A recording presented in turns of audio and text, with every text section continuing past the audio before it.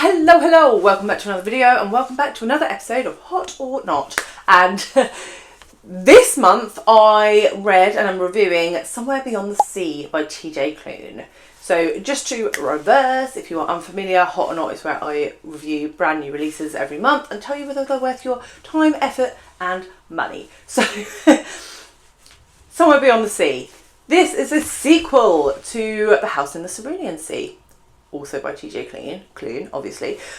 So before I start with the review portion of the video, there will be spoilers for the first book because I'm reviewing the sequel. So if you have not read The House in the Cerulean Sea, which you really should because it is a fantastic feel-good book, then stop here. And I will now move on to the Somewhere Beyond the Sea section of the video and talk about my thoughts and feelings. So what is this one about? So in Somewhere Beyond the Sea, there's no spoilers for Somewhere Beyond the Sea, obviously, only for The House in the Cerulean Sea. So in this one we pick up pretty soon after the events of the first book. So we have Arthur and Linus living together with all of the magical children and they are trying to adopt them. So from there we see that Arthur is really trying to raise awareness for magical people and try to remove some of the stigma that the government has imposed on it, which caused some of the drama from the first book. And I want to sit down here.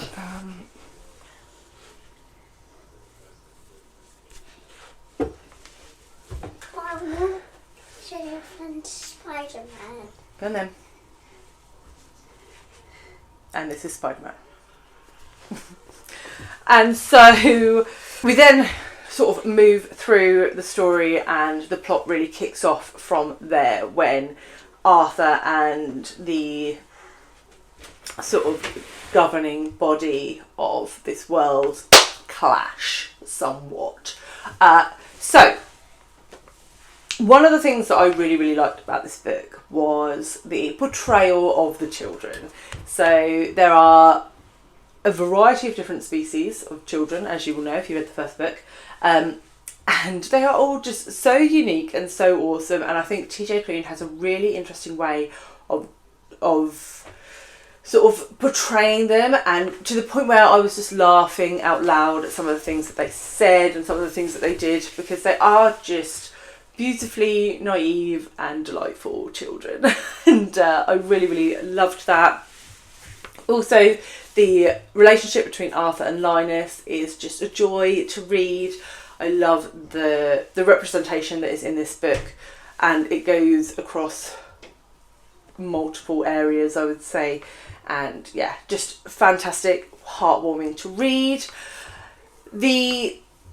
One of the main themes is sort of the care of children, foster care, adoption, and I think it's so sensitively handled. It talks about childhood trauma and how that impacts people's lives from childhood into adulthood and beyond sometimes, but it really flies the flag for sort of love being a cure, but it's not love cannot cure everything, and that was clear in this book, but it helps a lot, right? So that was really fantastic to read.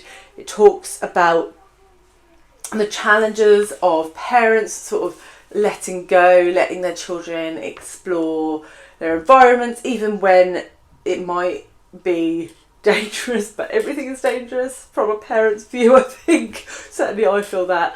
But really trying to strike that balance between letting them make mistakes and protecting them. I thought that was excellently handled in this book.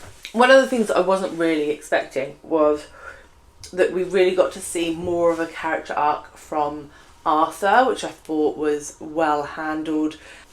Also, the challenges navigating a relationship between two different, in this case, species, but people from different backgrounds with different diversity challenges and how that can be handled well, and I thought that was really lovely to see.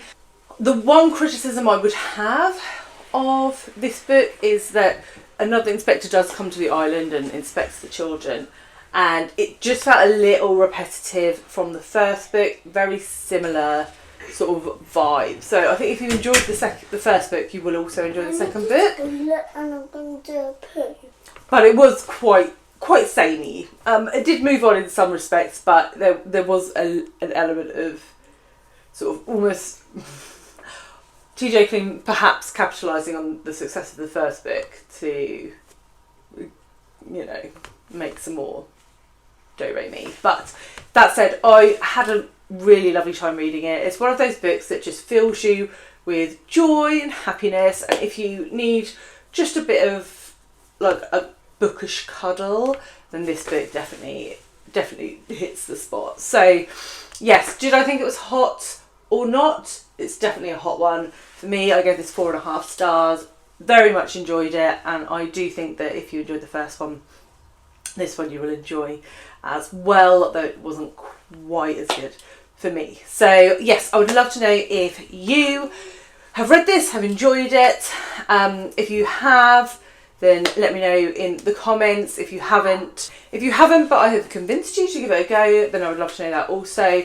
Give me a flame emoji if you think it is going to be hot for you, or an ice cube emoji if you do not. And I will be leaving a poll on my community tab for the pick for Hot or Not for November. So please bob over there and vote away. And I will leave my last episode of Hot or Not here for you to check out, and I will see you all very soon with another one. Bye guys.